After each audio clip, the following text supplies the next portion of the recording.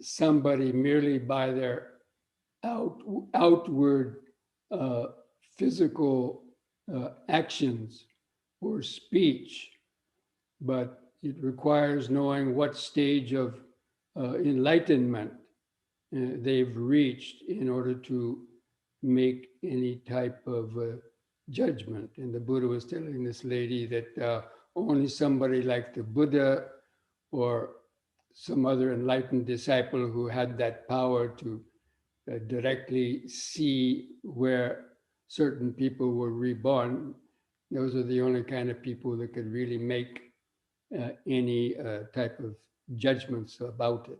So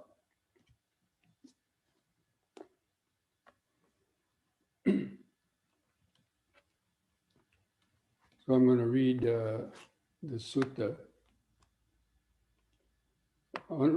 So the Buddha was dwelling in Savatthi, and he went to the home of this lay follower, a female lay follower whose name was Migasala.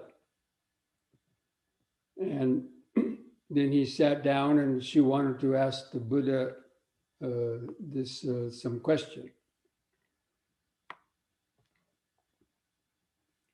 Or actually, it was Ananda that went to her house, not the Buddha. Okay, so there's a correction. So it was Venerable Ananda that went to this house of the female lay follower Migasala, and she asked Venerable Ananda.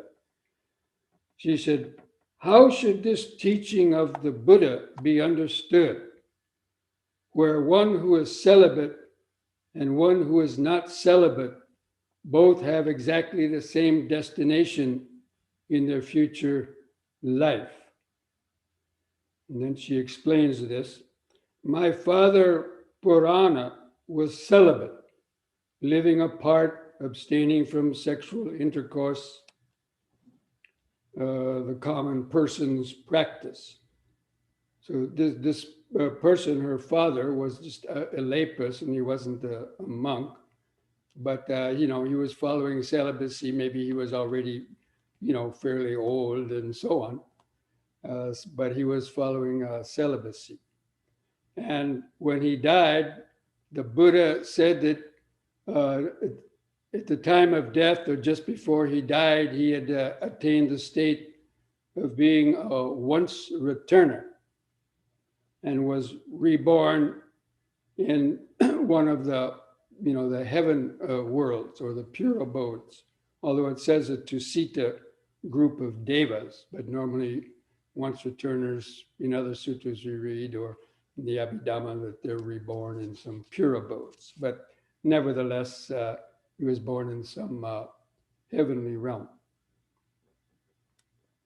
And then she told him, "My uncle, Isadatta, was not celibate, but lived a contented married life."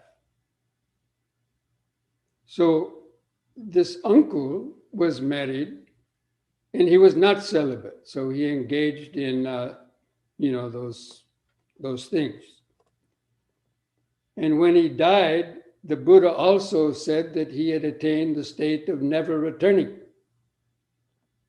and was reborn in the same heaven world that her father was, who was celibate. So this is what perplexed this woman. Maybe she had heard from some others that, oh, if you're not celibate, you can never reach any kind of stage of enlightenment. And so she was judging, she was making these judgments that how can that be that, they're born in the same place. The one that was not celibate, how could he be reborn in the same place? So she was telling that to Venerable Ananda. And then Venerable Ananda replied to her, "Just how the Buddha declared it, then that must be the way it is." And then after the Ananda left, after he ate alms at her house, he went and he saw the Buddha. And then he explained that whole conversation that he had with Migasala about the father and the uncle. And that the Buddha said that these two people have been reborn in the same, Tusita heaven group, wherever the once returners are born.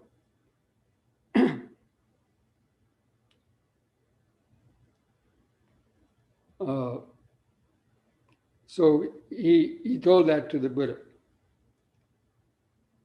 And then the Buddha replies, "Who is this lay female follower Migasala?" Now again, he uses some kind of harsh words for that we've heard before. He kind of says, this Migasala, she must be a foolish, incompetent woman with a woman's intellect. Better not hope no Western women are listening to this. Listening to this, I'm not saying it. This is what it says in the Sutta, right? So anyway, the Buddha's kind of saying, this woman is a foolish and incompetent because she doesn't have the wisdom to really know why these people were reborn. She's just repeating or thinking that they should be reborn in different places. So, and then the Buddha goes on to explain there are, Ananda, these 10 types of persons found existing in the world. What 10? He said there is one person who is immoral and does not have any wisdom, does not understand as it really is any liberation of mind, liberation by wisdom, where that immorality would cease without remainder. So basically saying one person that's immoral and he has not attained to any states of wisdom, that means not even a sotapanna, and he has not listened to the teachings and become learned in the teachings, or penetrated them by view, and he does not also attain temporary liberation. That means he probably doesn't even attain any jhanas, or the sotapanna's fruition, where the sotapanna can go into fruition and attain that state for a while and come out.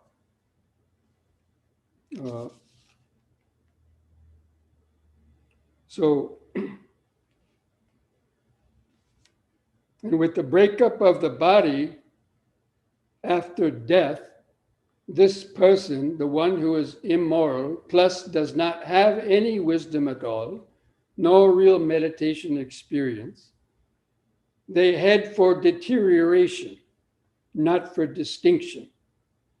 They are one that are going to be going downhill, not rising up to higher levels of mental purity. That means their rebirth is subject to the whims of kama, and they could also be born in a miserable human state, or maybe even lower than that, because they haven't been following the precepts. Plus, they don't have any wisdom. Okay, so that's the first person, one who is immoral and doesn't have any wisdom, at least Dhamma wisdom. Then he goes on to say, there is another person who is immoral, yet does understand as it really is that liberation of mind, liberation by wisdom, where that morality of his would cease without remainder. That means when in that state of wisdom and attainment, then your morality of the mind wouldn't, would be at least have attained that morality for that period of time. and he's listened to the teachings, become learned in them, penetrated them, and he attains temporary liberation. That means he probably can attain the jhanas, and he can probably attain, at least if he's a sotapanna or a once returner, they can attain the temporary liberation. That means they go into fruition, attainment, and experience nibbana. And with the breakup of the body after death, he heads for distinction. That means the mind goes upwards, not for deterioration. That means going backwards. He is one going upwards, not going backwards. And then he says, Ananda, those who are judgmental will pass some judgment on them, like this Migasala did. She was passing judgment on her father and her uncle. This one has the same qualities as the other. Why should one be inferior and the other superior? That judgment of theirs will indeed lead to their harm and wrong understanding and suffering for a long time. So this is the Buddha, how the Buddha then distinguishes these two types of person. The one that's immoral and doesn't have any wisdom, and the one that's immoral but has some level of wisdom. He's not an arahant, or probably not even an anagami, or maybe they are, but anyway, they're not an arahant. So they have temporary liberation, partial liberation. So he says, the person who is immoral and who understands as it really is,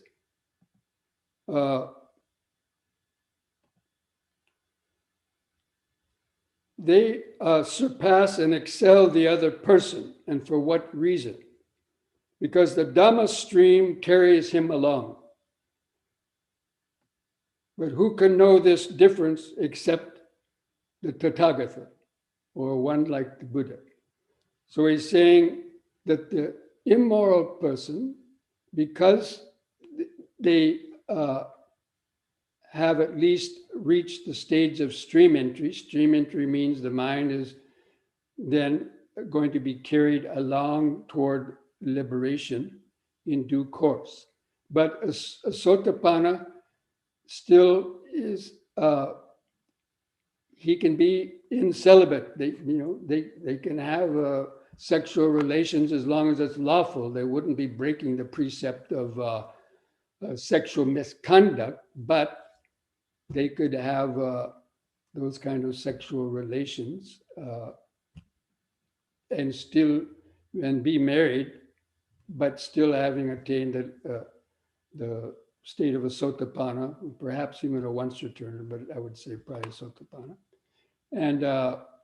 and therefore,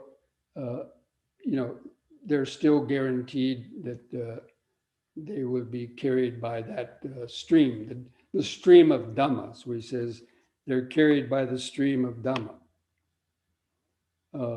But only somebody who can read the minds and read how a person was reborn will be able to understand that. So the average person won't be able to understand it.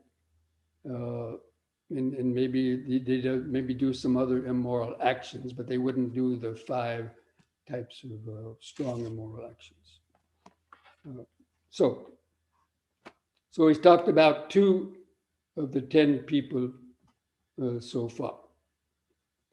Again, if you have any questions about these, you can write them down in the chat. We'll see if we can answer them. And then he says, therefore, Ananda, do not be judgmental regarding people. Do not pass judgment on people. Think, oh, they couldn't be a sotapanna, or they couldn't be a once returner because they do this and do that, the average person will not be able to. The Buddha is saying, don't make judgments like that, because there's so many different criteria at play that unenlightened person won't be able to know about the other one. Those who pass judgment on people harm themselves. I alone, or one like me, that means who has those special mental powers, may pass these kinds of judgments on the people, whether one is superior to one or the other. But definitely the Buddha is saying that the one who is immoral but wise excels, or you could judge them as being better, let's to use that term, than the one who is immoral and unwise. Okay, so now we go on to the third type of person. And he says there's one person who is virtuous. So the first two people were, both of them were immoral. One had wisdom, one didn't have wisdom. Now they're talking about people that are moral. So there's one person who is virtuous, yet does not understand as it really is that liberation of mind. So the person could be just an ordinary person. There are ordinary people who, maybe not even following the Dhamma, who follow the precepts and following morality, basically the 5 precepts. So there is a person who's virtuous, but, doesn't follow them. No, excuse me. They're virtuous, but they do not understand the reality. That means they haven't reached the first level of, they haven't reached even stream entry. And then the fourth person, so this person who is virtuous and doesn't understand as it is, and hasn't listened to the teachings, haven't penetrated them, and they do not attain temporary liberation, this person, even though they're moral, after death, they head for deterioration. That means their mind could be reborn in a lower state. So just being moral in this life doesn't guarantee you that you're going to be reborn in a higher state, because karma from 2 or 3 lifetimes back could intervene, and even though you are moral in this life, some immoral action from even a past life could cause you to then reborn in a lower state or a state of suffering. Then the fourth person is one who is virtuous, and also they have understood that liberation of mind, liberation of wisdom, and they've listened to the teachings, and they attain temporary liberation. So that means this person is virtuous and moral, but they also have attained at least the stage of the Sotapanna. So this person, after death, they head for distinction. That means their mind is going upwards toward more Dhamma, or born in a very good place where they'll be able to continue the practice of Dhamma. And then he said, the person who is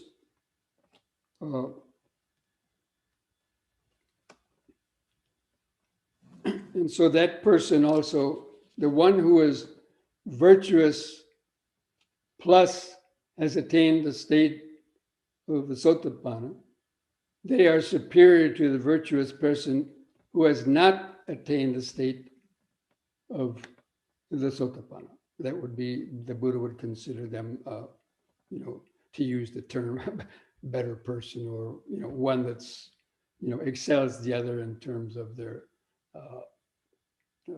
mind development.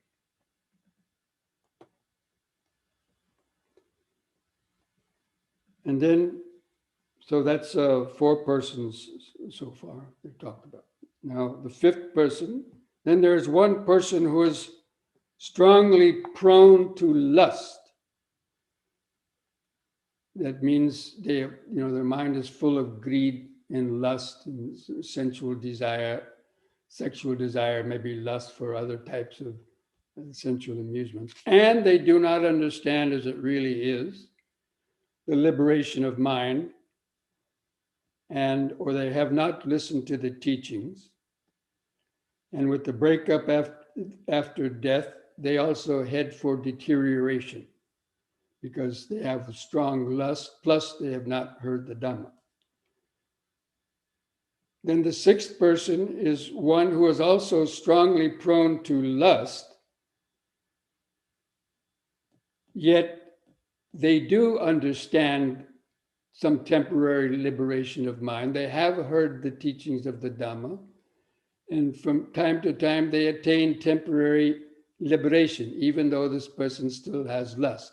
So this would be like a Sotapanna, because Sotapannas still have greed and lust in them, but they wouldn't break the precepts, the five major precepts, but they still can have lust and desires and things like that. So this person who is prone to lust but has some temporary liberation excels the person who is prone to lust and has no wisdom, or doesn't attain temporary liberation. That means they probably don't even attain any jhana, or they're not attaining the sotapanna fruition attainments, and so on.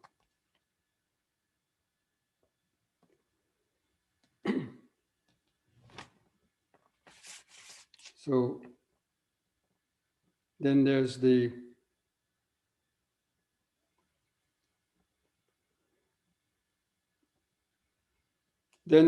he goes to the seventh and eighth person, is one who is prone to anger.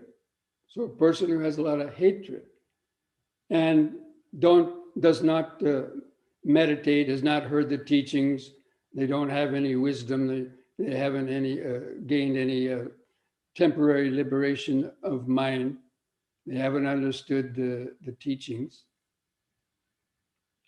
Plus they are prone to anger.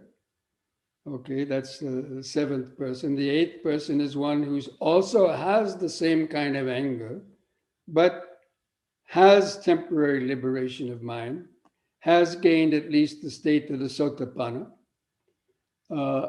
because the Sotapanna is also not free from anger and hatred.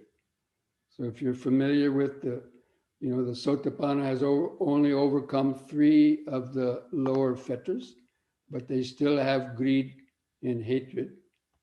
And even the once returner has subtle traces of greed and hatred, but it wouldn't be very strong. So I think most of these cases are pertaining to a Sotapanna, because they still have those defilements. But they still have reached that first level of liberation. And despite their greed and hatred, and that they're not going to be breaking any of the major precepts, that's why their mind would continue to be carried along upwards with the stream of Dhamma. Now, then there's the 9th and the 10th persons. It says, there is this one person who is restless. So that means the hindrance of tina, of udacha kukucha, restlessness and worry, cannot really settle down. His mind cannot, gain concentration. And because of that restlessness, they haven't gained any deep concentration, and they have not, penetrated to the level of a sotapanna. And they have not listened to the teachings, have not penetrated the teachings. And so at the time of death, this person who is restless and hasn't understood the Dhamma, then they're also liable to deterioration. That means their past karma could cause them to, or even the present life karma, they reap the painful benefits of that, whether it's being reborn into lowly type of a family as a human being, or various other realms.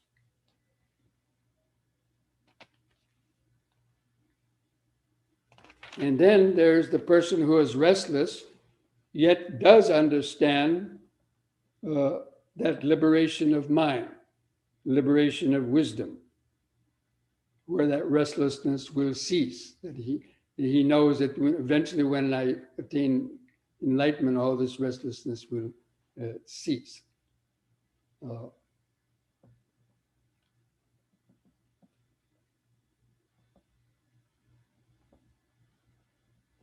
And so again, he says, the person who is restless and has no wisdom is inferior to the one who is restless and has the wisdom.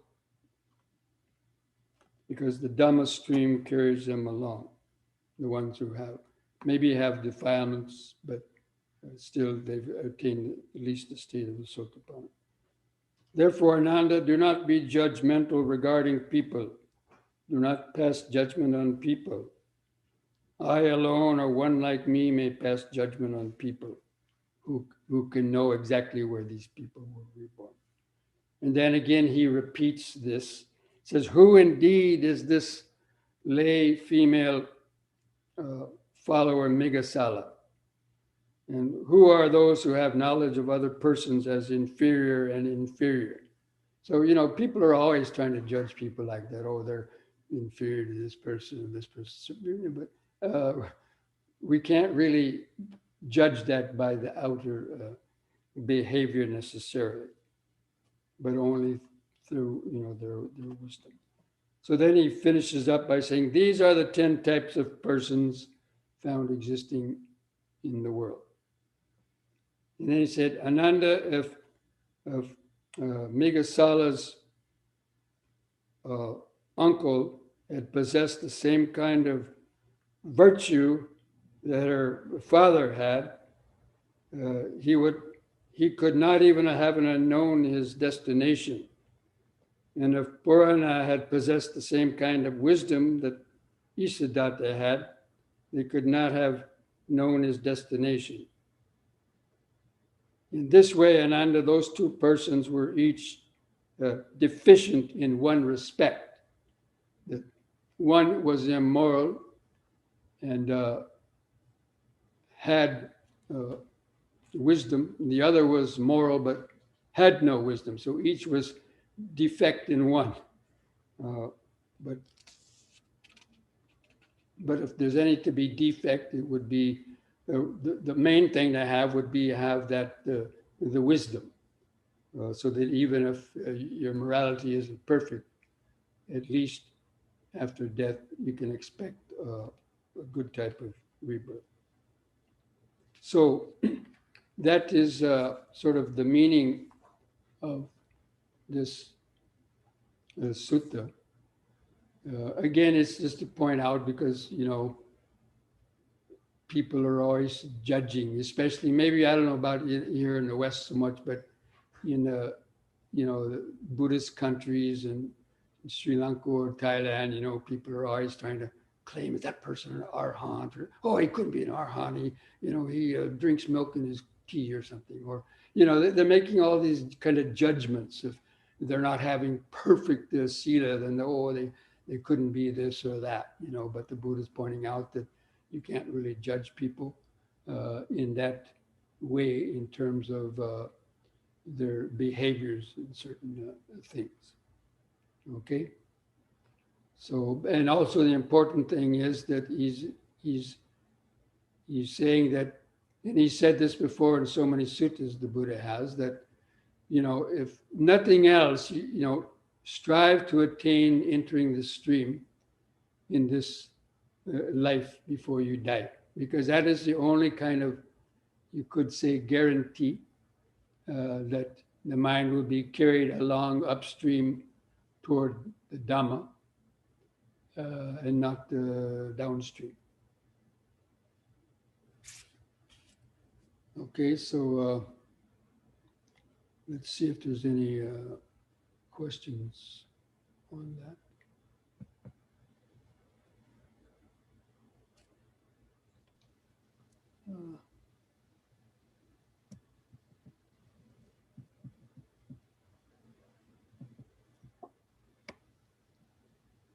There's one question. How can a person develop morality? Well, we've covered a lot of suttas and so on, how to develop morality. It's, depending on, you have to hear the Dhamma and you have to think about the Dhamma, you have to contemplate the Dhamma, and then you have to try to follow the 5 precepts. But as we said before, without mindfulness, it's very difficult to maintain the precepts. So morality means living by at least the 5 precepts, which I'm sure you all know that. And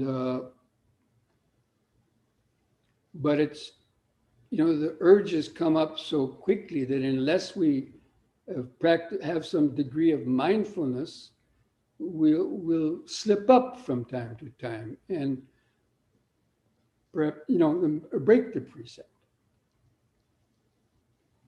And so the only way you can develop morality is by, of course, having spiritual friends, studying the Dhamma too, and following the precepts as much as you can, knowing what they are, and then practicing mindfulness so that you can see the urge. You see that, the urge to want to tell a lie or to cheat on your income tax or give some wrong information in some other kind of, job report or whatever it is, falsehoods.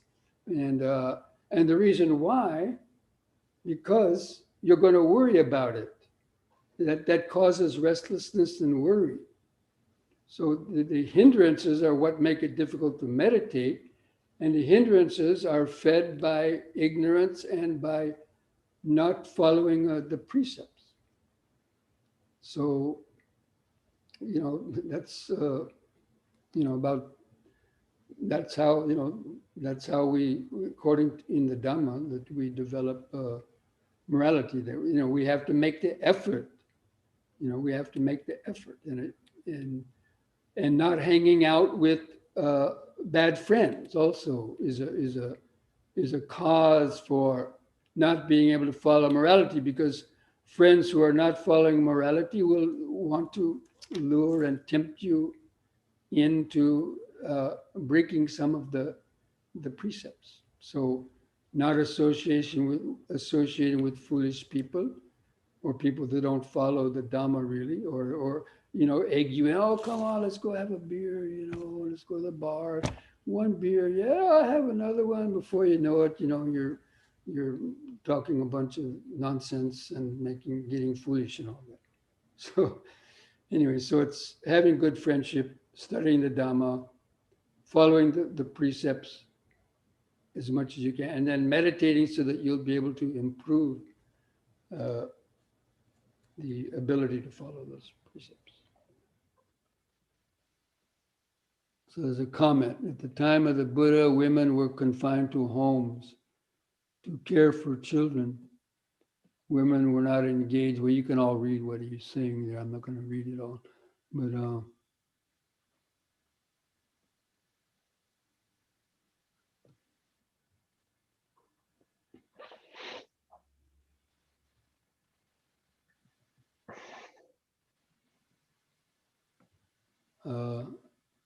well, that's just a comment he had. Yeah, there's a lot more rules for Buddhist nuns, and that's a whole other issue that I'm not going to go into. You can read Bhikkhu Bodhi's or Bhikkhu Sujato's, essays and so on, and this is commenting on this issue of why Buddhist nuns have more precepts than the men.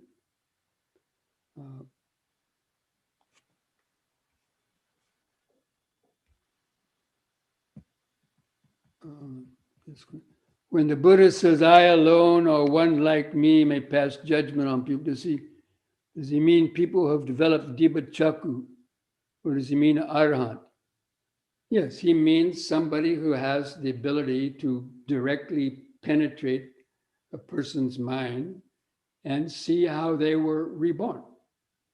Or if you know that a person is an arahant, then you know that they're beyond rebirth now. Or anybody who's attained the level of a once returner, and so on. So yeah, only somebody who has those attainments. And, just regular monks who may be a sotapanna, it doesn't mean you're going to have the ability to read somebody else's mind and know that either. So that's why he's saying him alone or somebody like me, yes, to have the Diba Chaku that can read the mind and understand how other people are being reborn according to their karma. That is the only way a person can definitely would be able to see and make those judgments.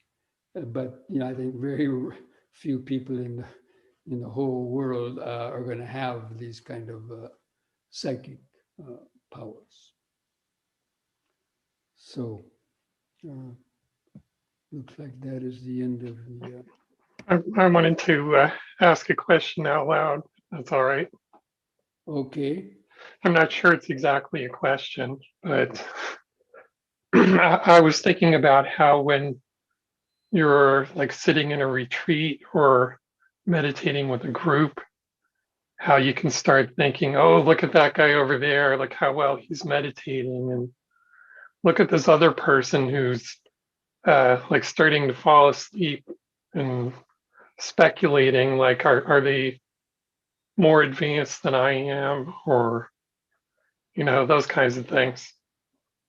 Yes, even that we should refrain from making those kind of judgments, because a person can be sitting straight and looking like a Buddha statue, but their mind could be lost in their thoughts too. We don't know that. I mean, we know for ourselves, that you might be sitting very nice in a good posture, but you could be lost in your thoughts some bit.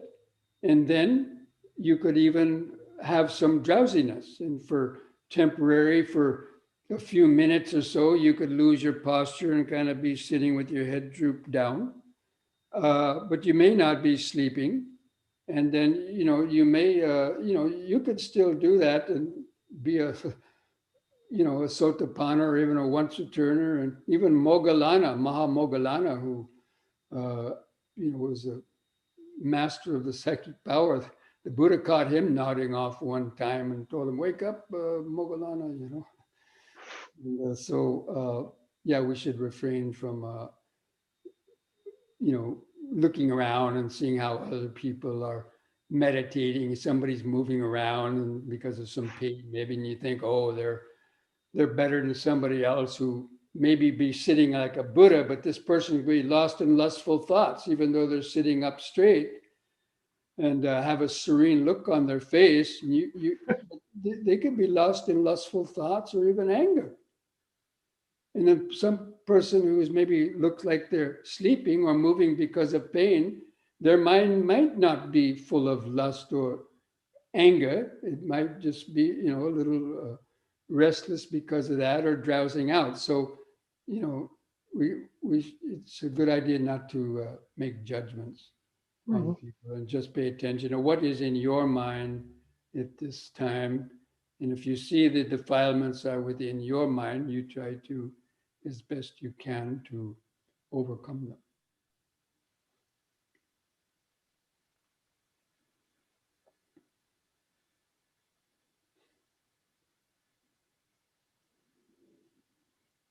So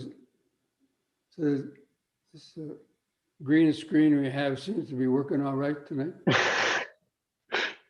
Yeah, I had another background that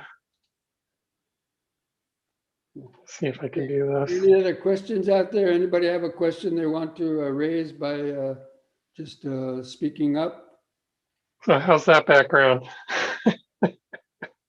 Oh, you're talking about your own background. That's our meditation hall. Right. transported yourself. Oh, hi, Jonathan. That was from one of the videos. Okay. Okay, so looks like there's no more friends. I'll just let people know that we got another cat today. This one seems to be working out all right. Seems to be healthy, not like the other one. But so anyway, so let's take a short break now, and then we'll come back and uh, do a few yoga stretches and then have our meditation. Okay?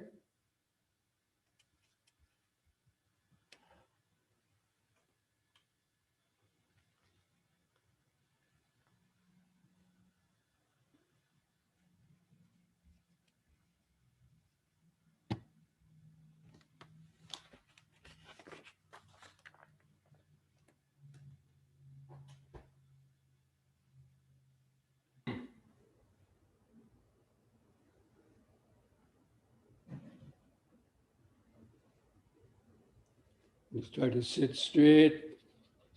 Let me make sure the microphone is on. Is the microphone on? Can anybody hear me? Can Yes, you hear? Bhante. Okay. Yes, Bhante. Yes, boss. Could you hear anything during the yoga session? Yes, Bhante. You could hear? Yes, microphone picked up your voice. It was not loud, but still we can hear. Not very loud, Bhante. Okay, just try to sit straight. Just align your back of the head and the spine.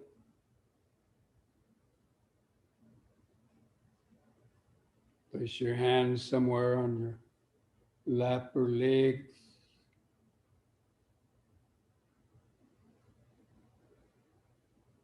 Gently close your eyes and focus your total attention down to where the buttocks press the seat. Just feel that solid contact or pressure of the buttocks pressing the seat. See if you can feel the right and the left buttock. Feel some sensations. Just like you were looking through a magnifying glass or looking down through a microscope. Focus the attention on the spot where the buttocks press the seat. Feel those different little sensations.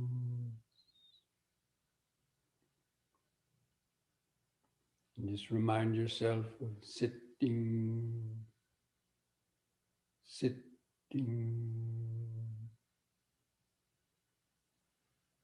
the here and now of the body.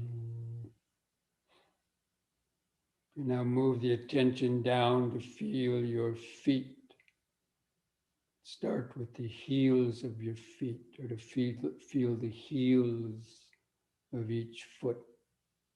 You can do one at a time, but feel some sensations in the heel,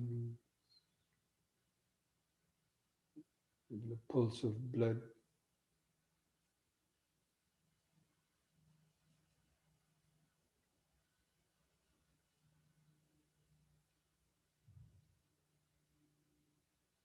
And slowly try to feel the rest of the feet, the arches of the foot, the socks touch the skin of the feet. And going down to feel your toes.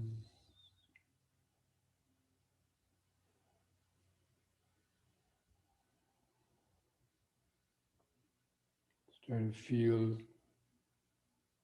the outline of different toes, where they touch together,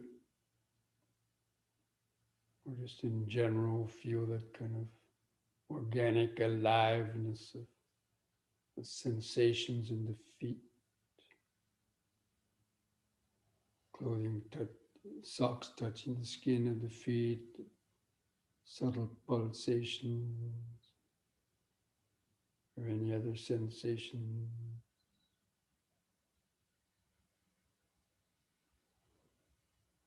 keep refocusing the attention, like focusing the lens of a camera.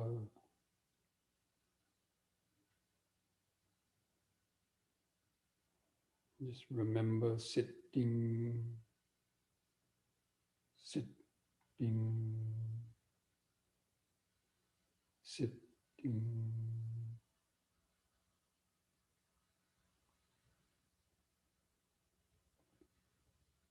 Just letting go of your thoughts, just keep refocusing attention on the particular body part. Now, bring the attention up to feel your hands and fingers.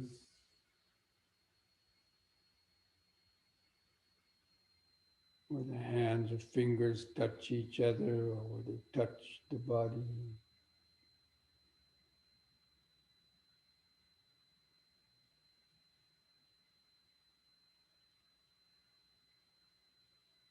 Feel the outline of thumbs or fingers.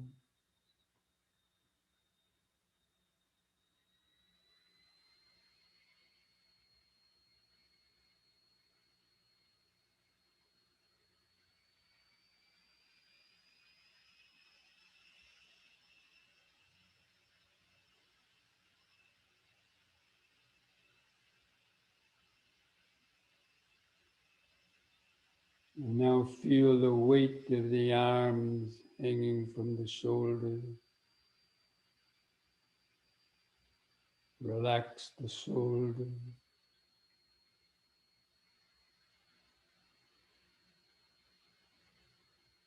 Feel where the clothing touches the skin of the shoulders,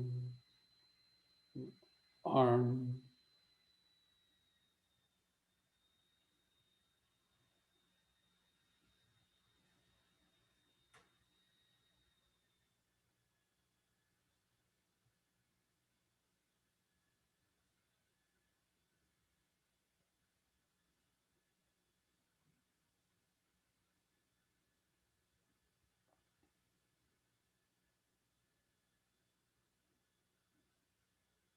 Now moving the attention up to feel the base of your neck, where any clothing touches the skin of the neck.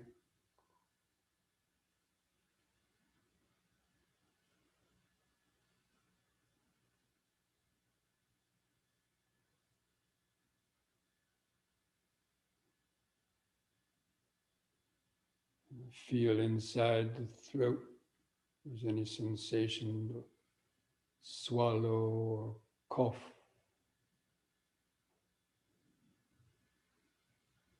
Or any other sensation in the throat.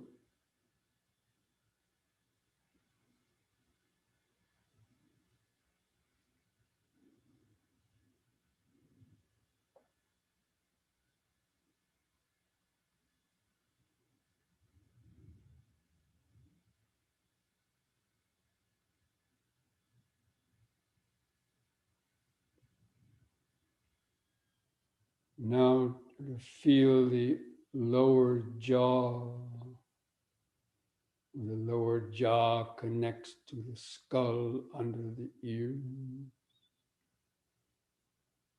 And kind of just follow that jaw out to the point of the chin.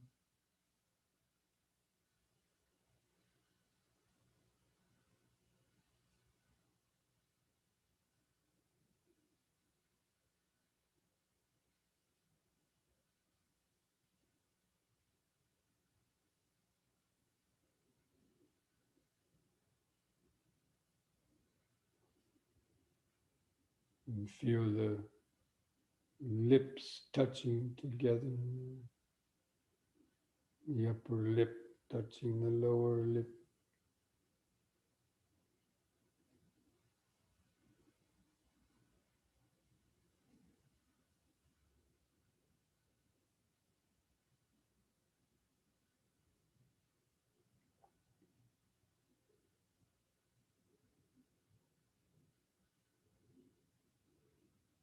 Feel any sensations of dryness or moistness in the lip.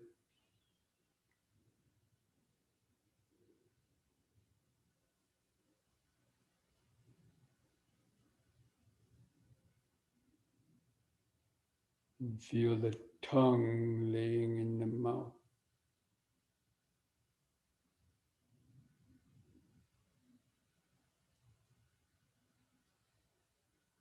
Or the tongue touches any teeth. Just feel any other sensations in the mouth, the gums and the teeth touching. The moist saliva.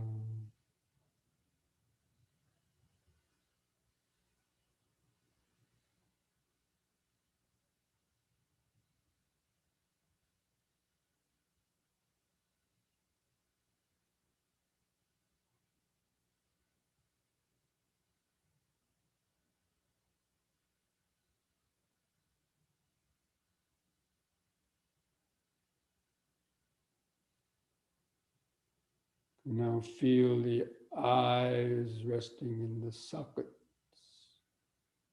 and the eyelids stretched over the eyeballs.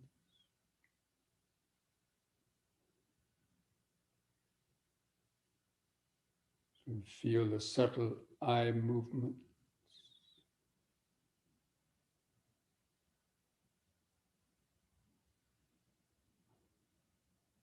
Maybe you can feel the blood pulsing in the capillaries of the eyes or eyeballs.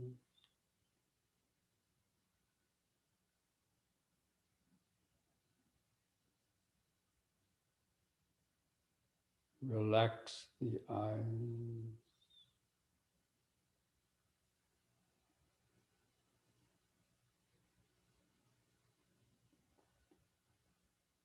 You might see some light or color or a mental image. These are just perceptions emanating from the unconscious mind.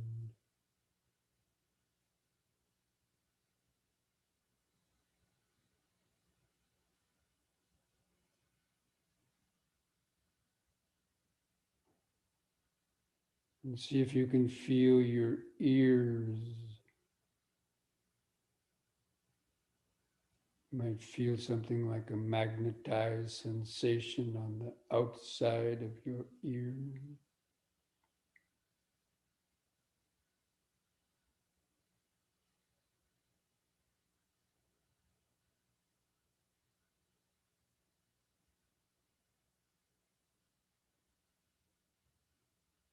Feel inside the ear canal.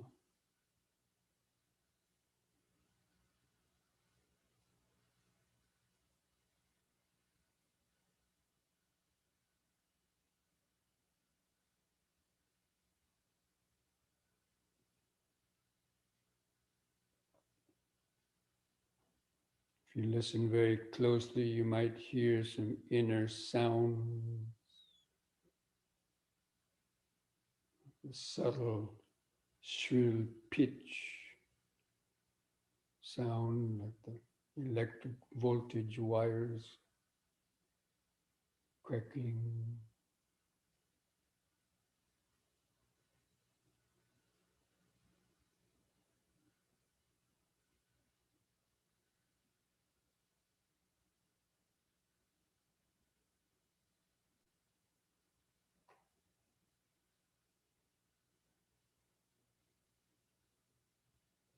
Now just resting the attention behind the eyes. You imagine that there was a video camera on, taking a video of the inside of your face. You feel all those different sensations inside the face, including the eyes, sensations on the forehead, the nose, the lips, prickling sensations on the facial skin.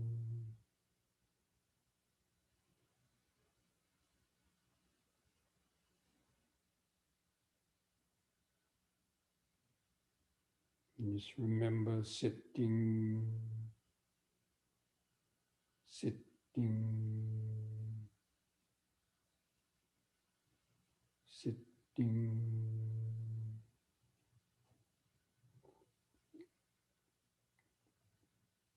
Just the here and now, present moment in the body. Just letting the thoughts come and go in the back of the mind. And let the awareness expand from the head. Try to feel the outline of the whole sitting body, like you're taking a video, scanning the body from the inside, just feeling the different sensations on the skin, underneath the skin, subtle pulsations, prickling sensations, aches or pain. The clothing touches the skin.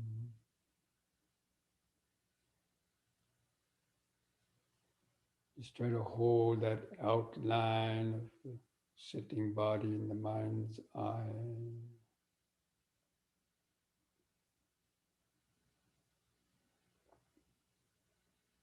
And then begin some deep, slow breathing. Take a few seconds to expand the abdomen, rib cage, and upper chest. Bring the air into the upper chest. Hold the air in the lungs for 2 or 3 seconds. Try to feel that oxygenation of the blood. And feel the relaxing contractions of the out breath. Try to feel the last bit of air go out of the lungs. And the next in breath.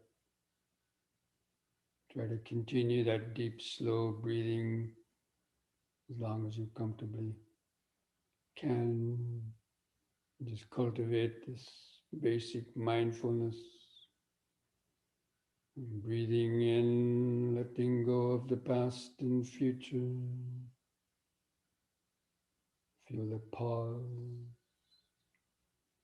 Breathing out, sitting here and now.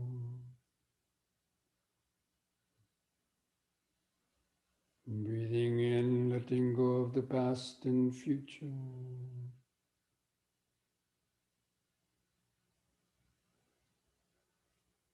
Breathing out, sitting here and now.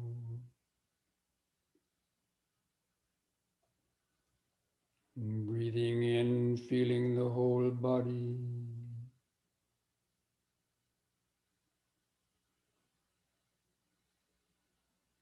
Breathing out, feeling the whole body.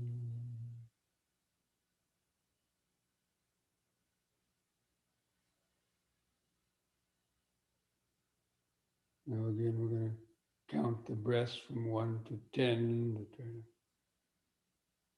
deepen our concentration. Just stay focused on the breathing. If you can continue the deeper breathing, that's okay. Or just let it go back to normal.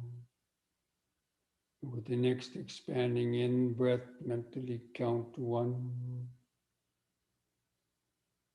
Feel the brief pause. And the contracting out breath, count 1.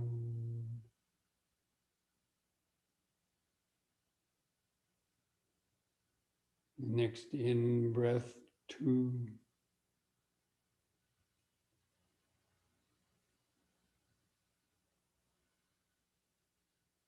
Out breath, 2.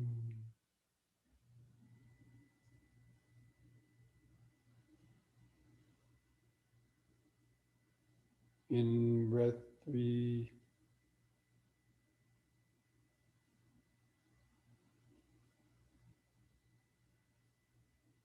Out breath 3.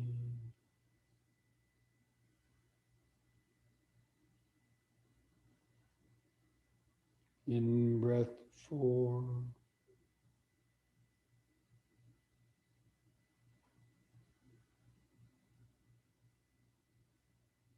Out breath 4.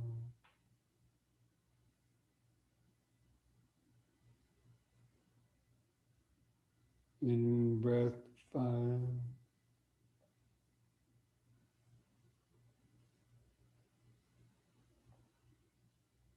Out breath 5.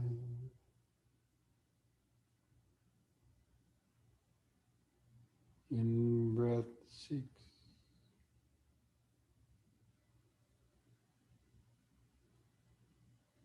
Out breath 6. In breath 7.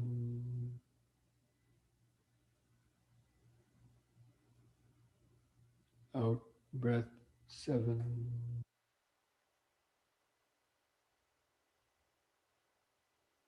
In breath 8.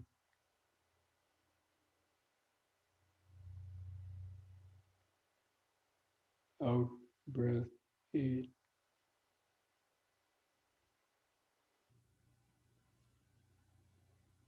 In breath 9.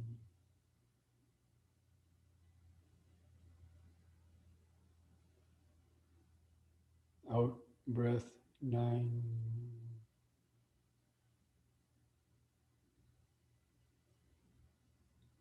In breath 10.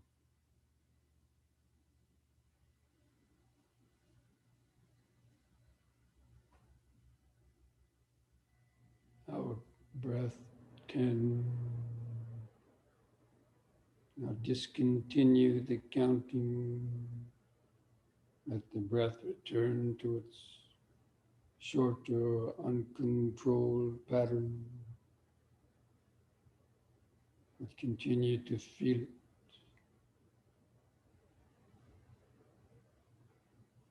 Keep the attention focused on the subtler movements of expanding and contracting.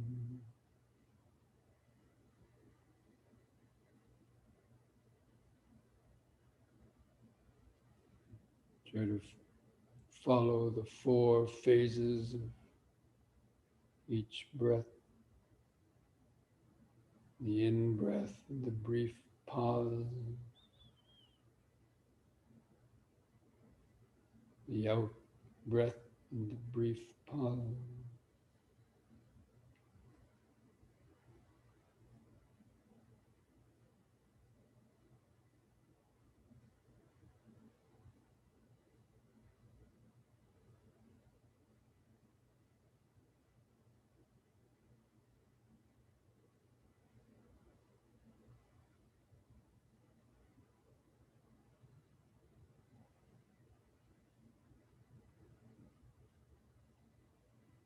During those brief pauses, check the posture. Head is drooping down and the spine is slouching, so mindfully straighten up.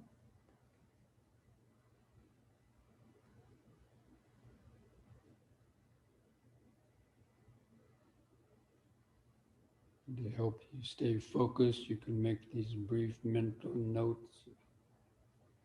In, sitting, out, out, sitting. Just breathing in, sitting, breathing out, sitting. It's just the ongoing, continuous connection to the present moment of the body.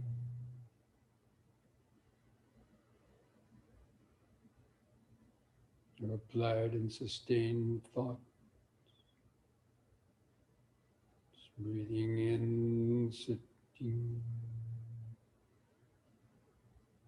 Breathing out, sitting, breath by breath, moment by moment.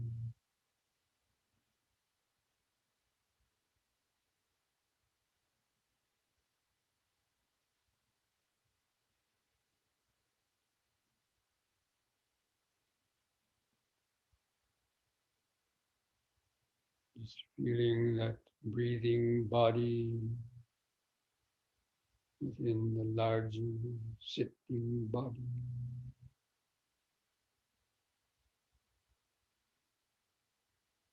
I feel those subtle sensations, the clothing rubs against the skin, abdomen, stomach, rib cage, your chest.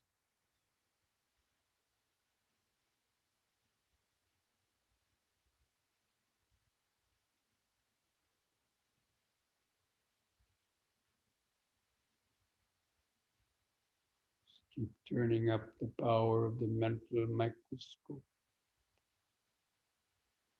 to notice subtle details, sensation.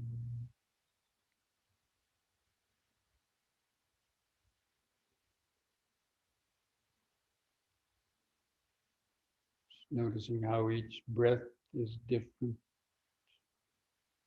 sometimes longer, sometimes shorter.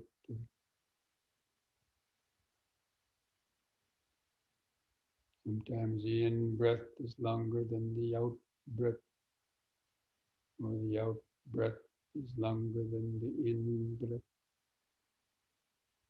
It's always changing.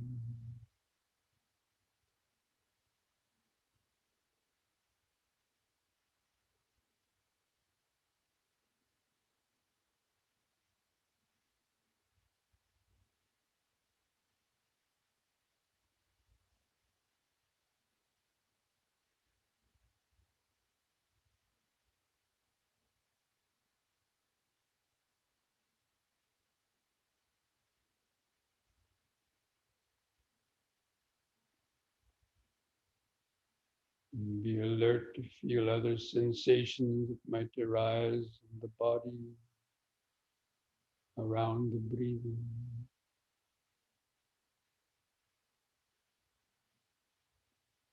Sensation from your head, your arms, feet.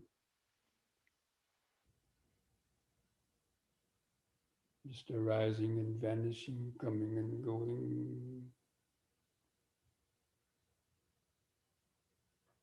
As your in-breath arises and vanishes, the out-breath comes and goes, arises and vanishes. So do other sensations come and go.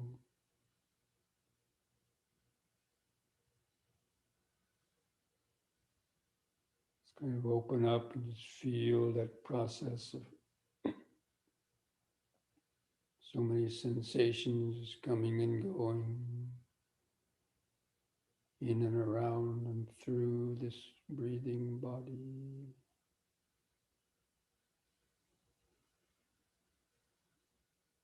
Breathing is there in the middle, but around it, other sensations can be felt. Pleasant sensations, painful sensations, neutral sensations.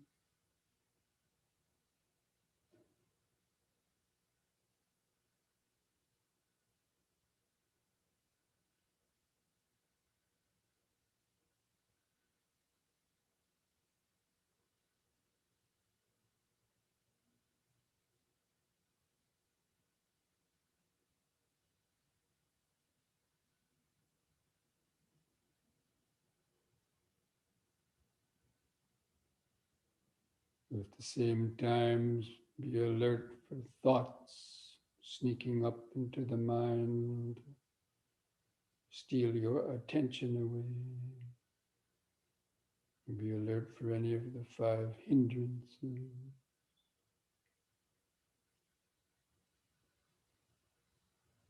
to apply the appropriate antidotes so you can come back and get reestablished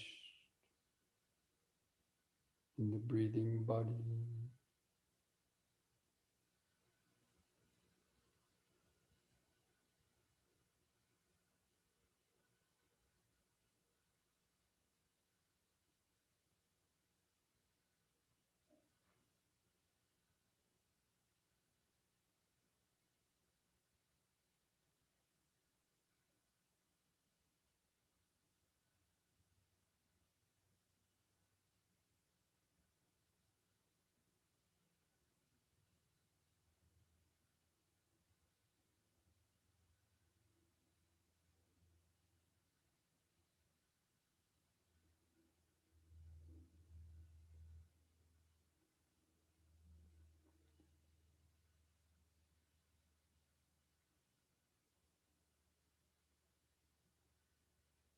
Be alert for any urges to move. Just be aware of urging, or if there's any wanting, mind wanting something, wanting. It's just a mind bubble. Also just arises and vanishes, comes and goes. If you don't follow it,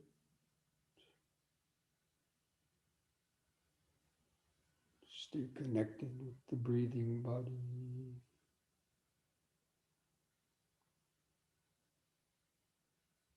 Breathing in, sitting. Breathing out, sitting.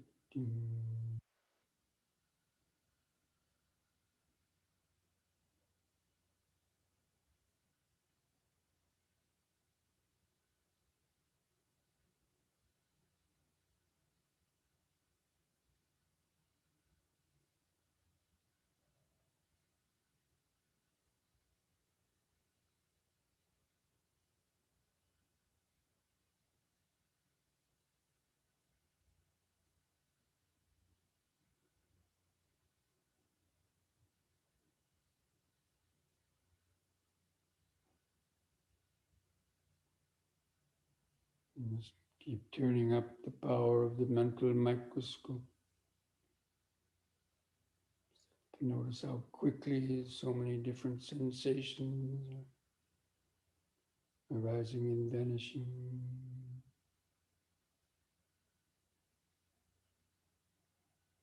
In, around, and through this breathing body.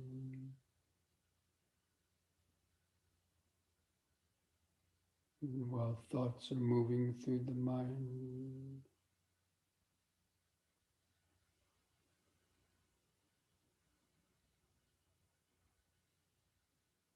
the mind is focused, it can observe many, many different things occurring in the stream of impermanence.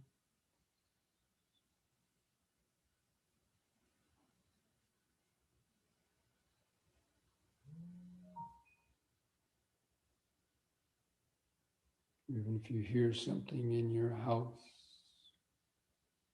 some noise in the house is just a sound vibration arising and vanishing through the space of awareness.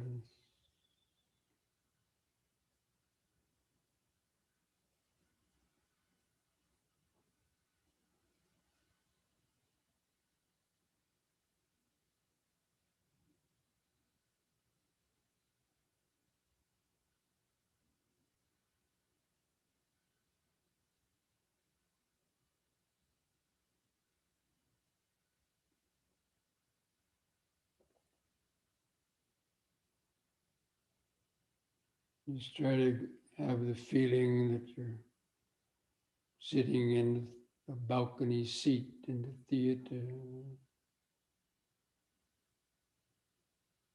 just watching the movie of this breathing, thinking body, the body-mind process.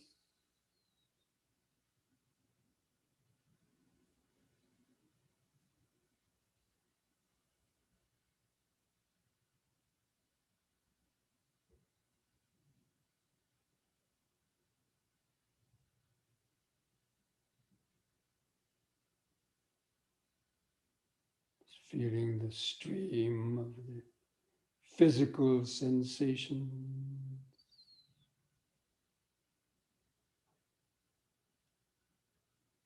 but also the stream of consciousness or thoughts from moment to moment, how the mind reacts to some body sensation,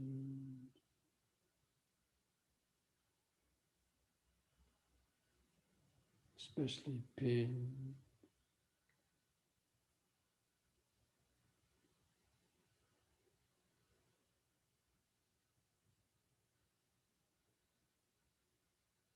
Just try to create that detached, onlooking awareness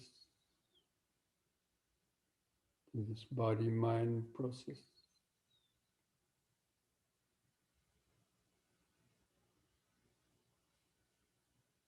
Just breath by breath,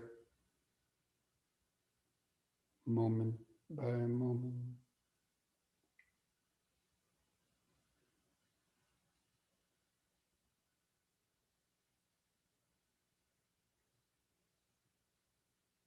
This body-mind process goes on under its own power.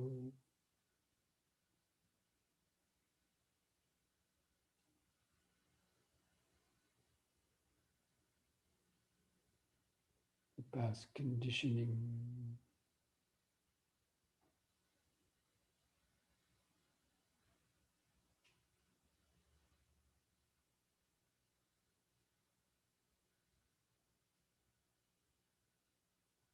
random thoughts, desires coming and going, different body sensations coming and going on their own.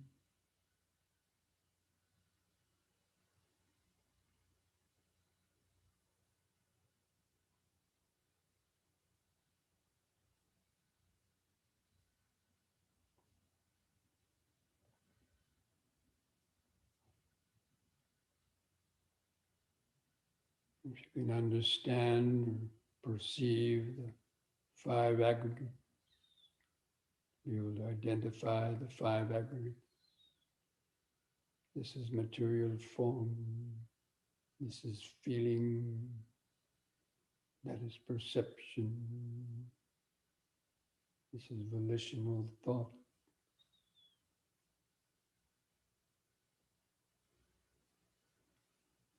This is the ego consciousness, the thoughts of I, me, or mine.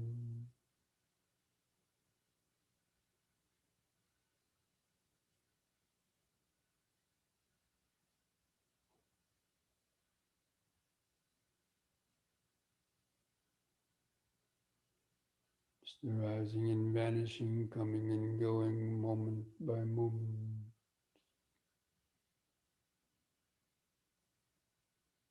This is the vipassana awareness.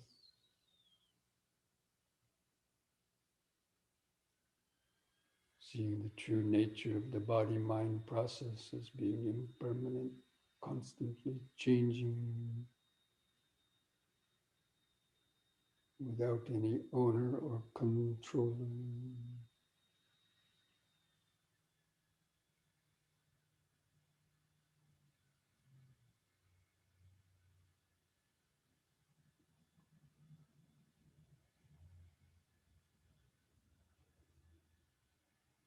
Having both mental pain, physical pain.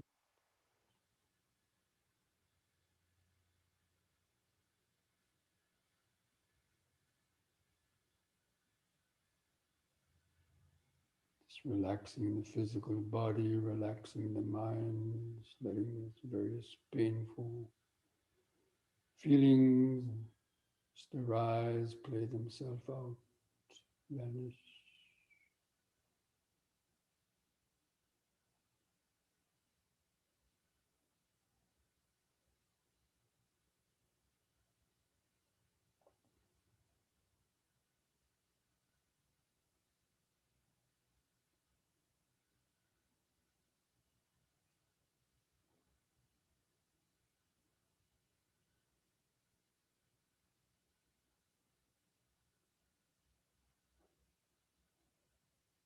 Try to understand this feeling of being an I or a me inside the mind. Basically, just an illusion created within the mind.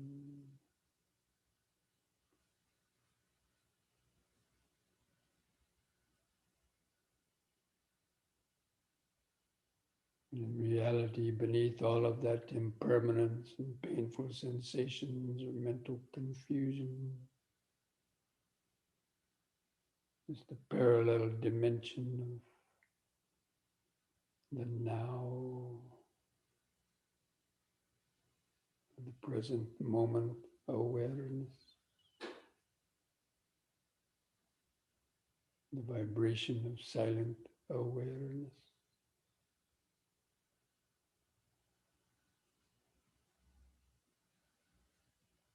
Or even thoughts of I or me or mine are just bubbles of the mind floating through awareness.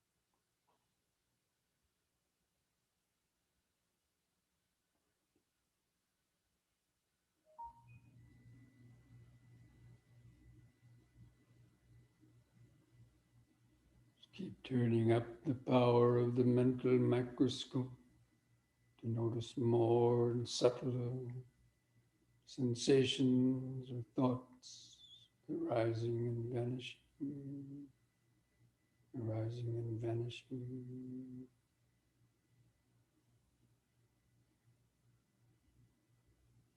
The space of awareness. At some point, even the outline The hard sensations of the body might also vanish, fade away. Might feel like you don't even have a body anymore. Just sensation.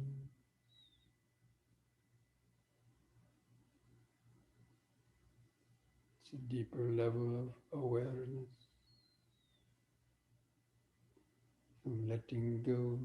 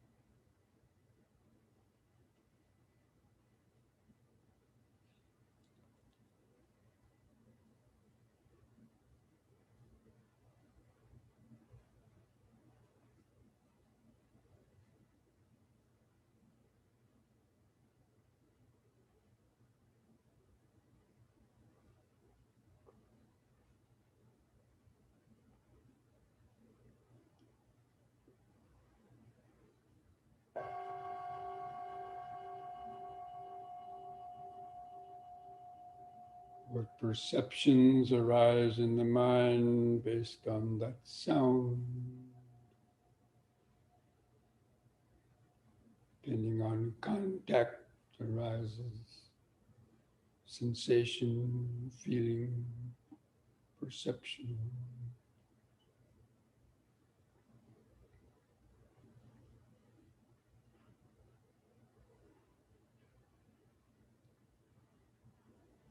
Sabbi sankhara anicchati. Sabbi sankhara dukkati sabbe dhamma anattati yada panyaya pasati atanibindati dukkhi yesamaggu visuddhiya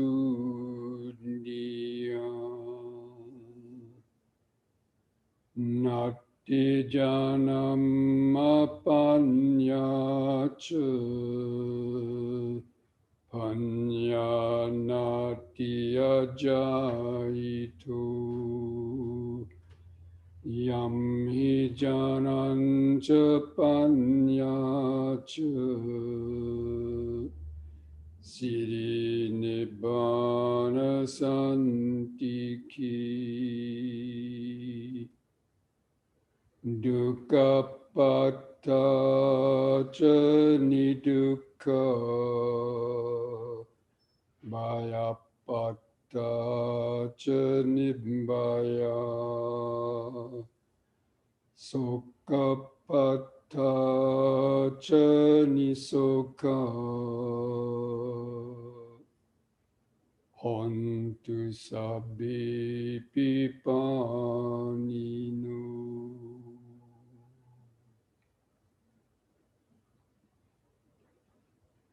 All conditioned things, the five aggregates of this body, mind, and world are impermanent. All impermanent things have clung to with ignorance, bring stress and suffering.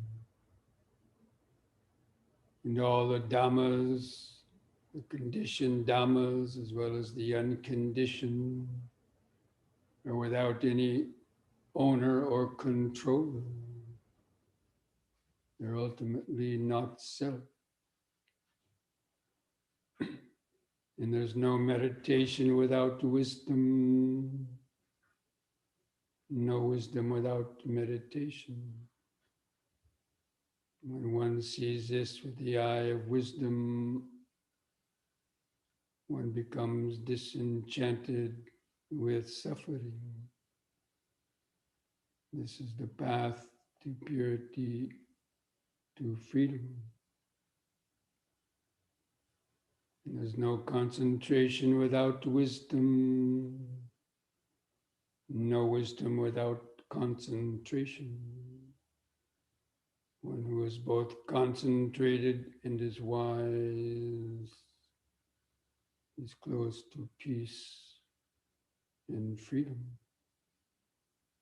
And may the suffering be free from suffering. May the fear-struck be free from fear. May the grieving be free from grief. In this way, may all beings live with mindfulness and wisdom. And thus spoke the Buddha.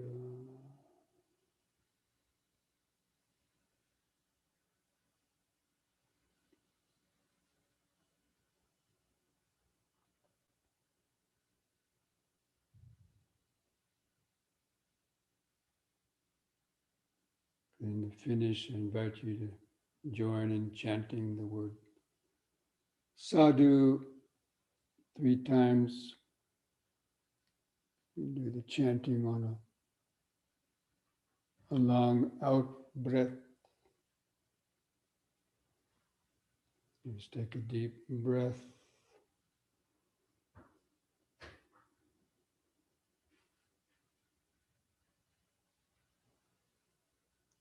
Sadhu.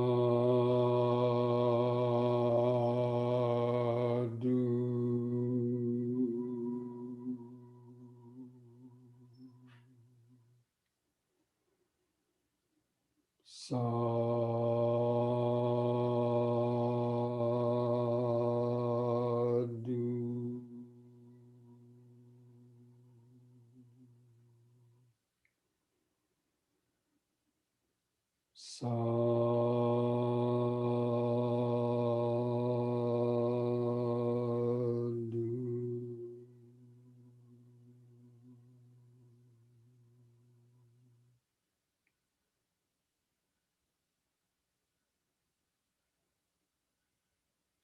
place the hands at the edge of the knees. And take one more deep in breath. Stretch the head back. Pull the hands against the knees. Arch backward.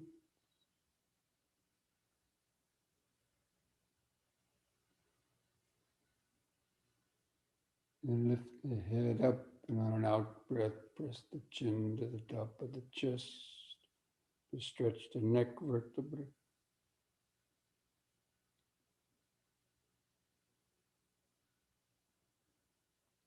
And lift the head up level on an in breath. And relax on the out breath. Put a smile on your face.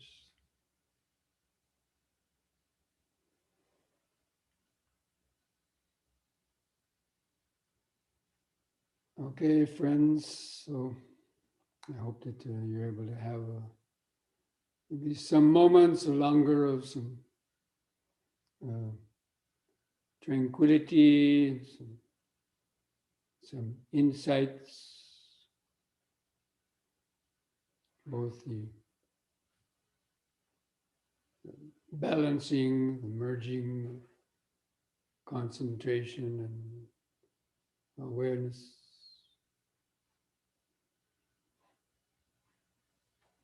So, as a reminder, next on Sunday, I'll be involved in another Zoom program, giving some talks and guided meditation for a group of some CEOs. So I'll be kind of talking about, during a talk, hopefully for them, how they can use meditation to improve, their interaction and with their employees and things like that, and get some benefits of meditation for their workplace. So I'm not sure, we might try to put that on YouTube Live if Prashant is coming over here this weekend. And so that would be from 1 to 3. So, but I'm not going to give out the Zoom details to that program, but we might have it on YouTube Live. And so that would be from 1 to 3 o'clock on Sunday, this coming Sunday. And also Saturday, also there are 2, both Saturday and Sunday. I'm going to be giving the talks to this group. And if we can put them on YouTube, then we'll try to do that. I can't promise that, but it's up to Prashant if he's here to do that. Okay, so there won't be that regular 2 to 4 Sunday Zoom program, but from 1 to 3, tuning into the YouTube live. Do you want to say anything about that, Prashant? No, Bhante, but we are going to try, and also we are going to get some consent from the group also. So that's another factor. We don't have it yet. Okay. So anyway, thanks for joining tonight, and keep up your practice during the week. Mindfulness a day keeps dukkha away. Sutta a day keeps delusion away.